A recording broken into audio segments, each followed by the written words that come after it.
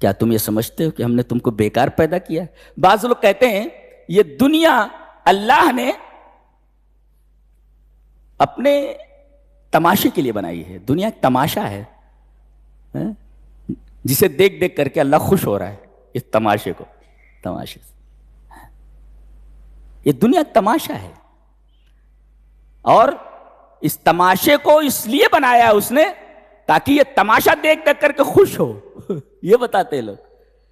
اللہ نے سورہ انبیاء میں اس کی پرزور تردید فرمائی ہے، اور اتنا دقیق انداز ہے بولنے کا کہ آدمی کے وجدان کے اوپر نشہ طاری ہو جائے۔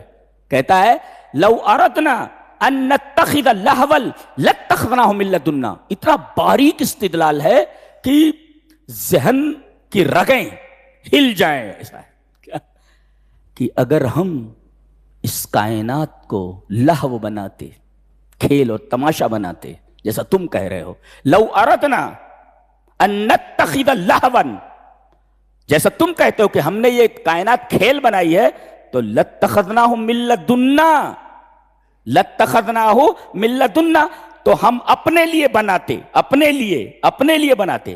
اب جب ہم اپنے لیے بناتے تو کل ما یتعلق بذات اللہ فہو قدیم لا حادث، اللہ سے جو چیز متعلق ہو وہ قدیم ہوتی ہے، حادث نہیں ہوتی، اور یہ کائنات تو حادث ہے۔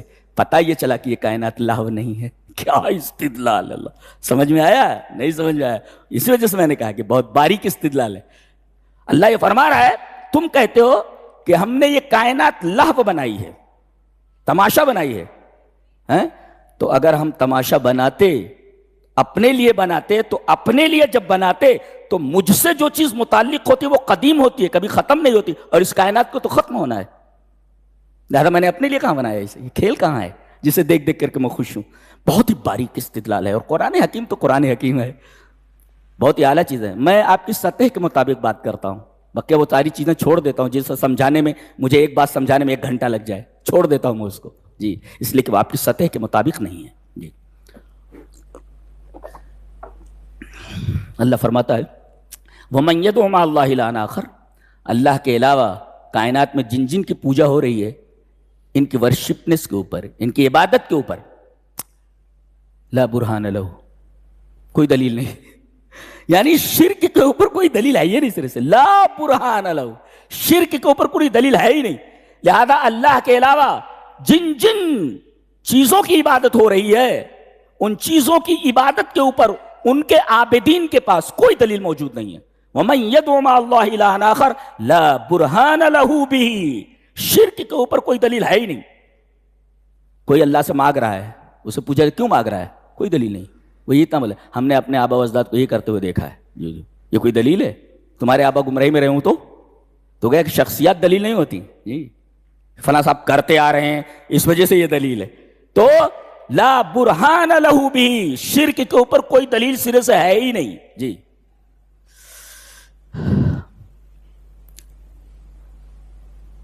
عجیب و غریب سورہ ہے۔ ابتدأت هذه السورة بالتحقق فلاح المؤمنین وانتہت هذه السورة بالنفع فلاح الکافرین۔ اس سورہ کریمہ کی ابتدا ہوئی ہے اس بات سے کہ مومنین کامیاب ہیں، اور یہ سورت کا اختتام اس بات پر ہوا ہے کہ مومنین کے علاوہ جو کافرین ہیں وہ ناکام ہیں۔ جی، اس سورہ کی ابتدا ہوئی ہے یہ بتانے کے لیے کہ مومنین کامیاب ہیں، اور سورہ کا اختتام ہو رہا ہے یہ بتانے کے لیے کہ کافرین ناکام ہیں، وہ کامیاب نہیں۔ دیکھیں فشتان بین الفاتحہ والخاتمہ، تو اس کا فاتحہ دیکھیں شروعات اور خاتمہ دیکھیں کتنا عجیب ہے، فشتان بین الفاتحہ والخاتمہ۔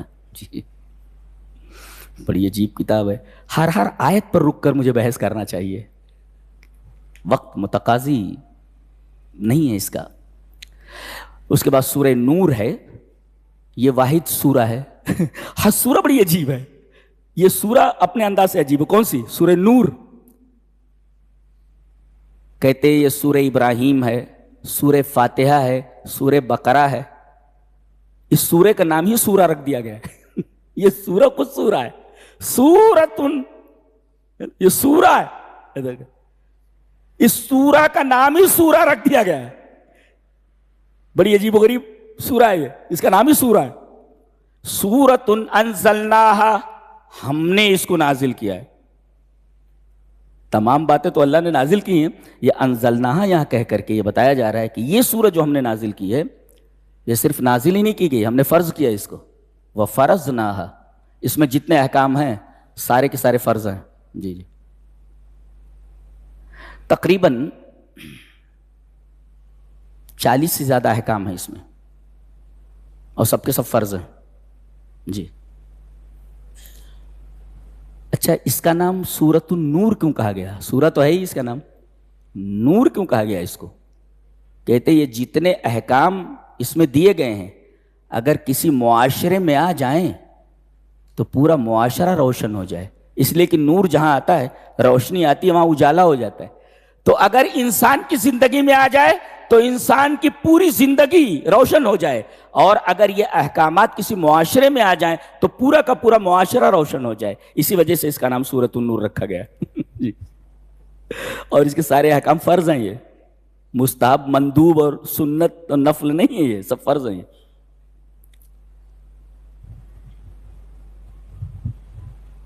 ایک آیت سے لے کر, پہلی آیت سے 25ویں آیت تک اس بات پر بحث کی گئی ہے کہ اگر معاشرے میں برائی پیدا ہو جائے تو اس کا تدارک کس طرح ہو.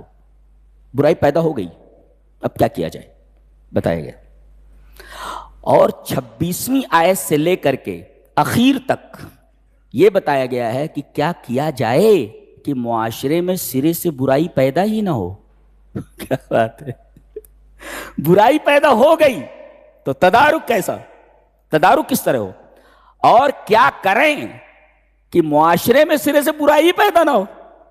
یہی دونوں چیزیں ہیں ہی, برائی پیدا ہو جائے تو اس کا تدارک کیا جائے, اور دوسرا یہ ہے کہ کیا طریقہ کار اختیار کیا جائے کہ معاشرے میں برائی پیدا ہی نہ ہو.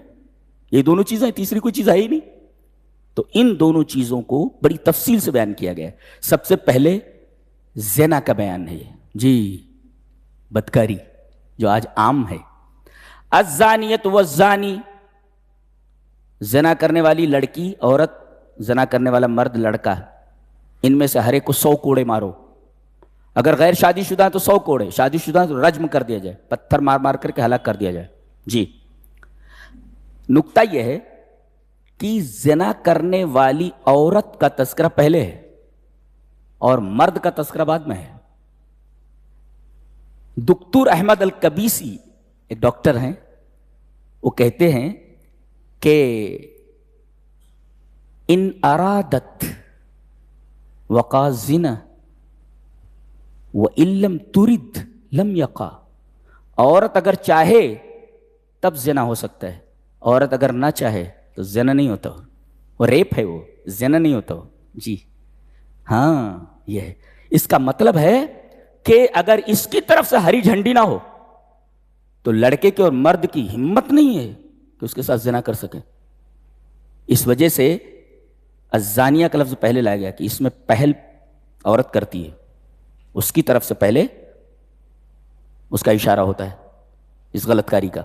اچھا, اور جہاں نکاح کی بات آئی, الزانی لا ينکح الا زانیۃ, جہاں نکاح کی بات آئی وہاں زانیہ بعد میں, زانی پہلے. کیوں؟ اس لیے کہ نکاح کی بات چیت, نکاح کی ابتدا مرد کی طرف سے ہوتی ہے, شادی کی بات چیت مرد کی طرف سے ہوتی ہے. لڑکا بھی بڑا ہو گیا, شادی کر دی جائے, جی لڑکی ڈھونڈی جائے. تو الزانی یہاں پہلے مرد کا تذکرہ کیا گیا بعد میں. اور عجیب بات تو یہ ہے کہ جہاں چور کا تذکرہ ہے وہاں چور کا تذکرہ پہلے, چورنی کا تذکرہ بعد میں. السارق والسارقۃ, کیوں؟ اس لیے کہ باہر مرد ہی زیادہ رہتا ہے اور کمائی کی ذمہ داری اس کے اوپر ہے, لہذا اکثر چوری مرد ہی کرتا ہے, عورتیں کم کرتی ہیں. لہذا مرد کا تذکرہ پہلے ہے وہاں, سارق کا تذکرہ پہلے ہے, سارقہ کا بعد میں. اچھا, تو اچھا اس کے بعد یہاں زانیہ کے ساتھ مشرکہ کا تذکرہ ہے. شرک اور زنا کو ایک ساتھ ذکر کیا گیا ہے. کیوں؟ اس لیے کہ زانیہ لڑکی، زانیہ عورت دوسرے کے حق میں، جس پر اس کا حق ہے اس کے حق میں خیانت کرتی ہے، جس سے اس کی شادی ہونے والی ہے اس کے ساتھ خیانت کر رہی ہے، یا جس کی شادی ہو گئی ہے اس کے ساتھ خیانت کر رہی ہے، ایسے ہی شرک ہے کہ رب تعالیٰ کے حق میں خیانت کرتا ہے بندہ۔ لہذا شرک اور زنا کو ایک ساتھ ذکر کیا گیا ہے۔ جی، آدمی سب کچھ برداشت کر سکتا ہے، اپنی عورت کی بے وفائی برداشت نہیں کر سکتا۔ جی، ایسے ہی رب تعالیٰ سب کچھ برداشت کر سکتا ہے، شرک برداشت نہیں کرتا۔ جی، اس لیے کہ اگر عورت کی بدکاری کے باوجود شوہر خاموش ہے، شوہر دیوس ہے، بے غیرت ہے، اور رب تعالیٰ تو سب سے زیادہ غیور ہے، اس سے زیادہ غیرت والا کون ہو سکتا ہے؟ اسی وجہ سے شرک کرنے والے کی بخشش نہیں ہے۔ ان اللہ لا یغفر ان یشرک بہ ویغفر ما دون ذلک لمن یشاء، شرک کے علاوہ تمام گناہوں کو بخش سکتا ہے، شرک کرنے والے کو نہیں بخشتا وہ، قاعدہ ہے۔ تو پہلے زنا کا تذکرہ کیا گیا، سب سے پہلے زنا کا تدارک کیا جائے۔ کیا کیا جائے؟ اگر کوئی زنا کر چکا ہے تو اگر شادی شدہ ہے تو رجم کر دیا جائے، اور اگر غیر شادی شدہ ہے تو اس کو 100 کوڑے مارے جائیں، ایک۔ اور دوسرے، کسی عورت کے اوپر زنا کا الزام لگانا کہ یہ عورت بدکار ہے، اس کا تدارک کیا گیا، اگر 4 گواہ نہیں لائے، ثم لم یاتوا باربعۃ شہداء، 4 گواہ نہ لائے تو اس کو 80 کوڑے مارو، فجلدوہم 80 جلدہ، الزام لگانے والے کے اوپر 80 کوڑے لگاؤ اس کو، تاکہ کوئی ہمت نہ کر سکے کسی عورت کے اوپر الزام لگانے کا، ہمت نہ کر سکے۔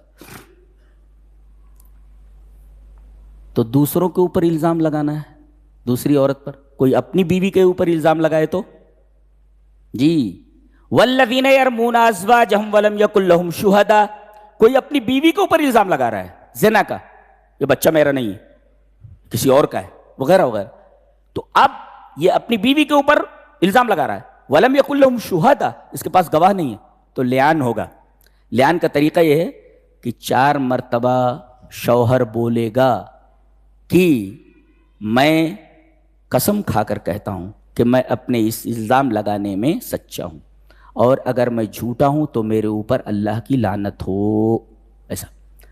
عورت 4 مرتبہ بولے گی، اگر یہ سچا ہے، اگر یہ میں قسم کھاتی ہوں، یہ سچا نہیں ہے میں قسم کھاتی ہوں، 4 مرتبہ بولے، اور اگر یہ سچا ہے تو میرے اوپر اللہ کا غضب ہو۔ مرد سے کہا گیا تو اپنے اوپر لعنت کی بات کر، اور عورت سے کہا گیا تو اپنے اوپر غضب کی بات کر۔ پتہ یہ چلا کہ مردوں کے مقابلے میں عورتیں اللہ سے زیادہ ڈرتی ہیں، اور خاص طور سے اللہ کے غضب سے بہت ڈرتی ہیں، لہذا ان سے کہا گیا کہ تم غضب کا لفظ استعمال کرو۔ عورت جلدی یہ نہیں کہے گی کہ مجھ کے اوپر میرے اوپر اللہ کا غضب ہو، یہ فطرت ہے عورت کی، اللہ کے غضب سے بہت ڈرتی ہو۔ میری والدہ تھیں تو 85-86 سال کی تھیں وہ، تو میں منع کرتا تھا روزے مت رکھ، مر جائے گی، نہ رے روزہ رکھے تھے ہم، میں نہ جانا تھے، اس میں بولتی تھی اودھی زبان میں، میری جو زبان ہے اودھی زبان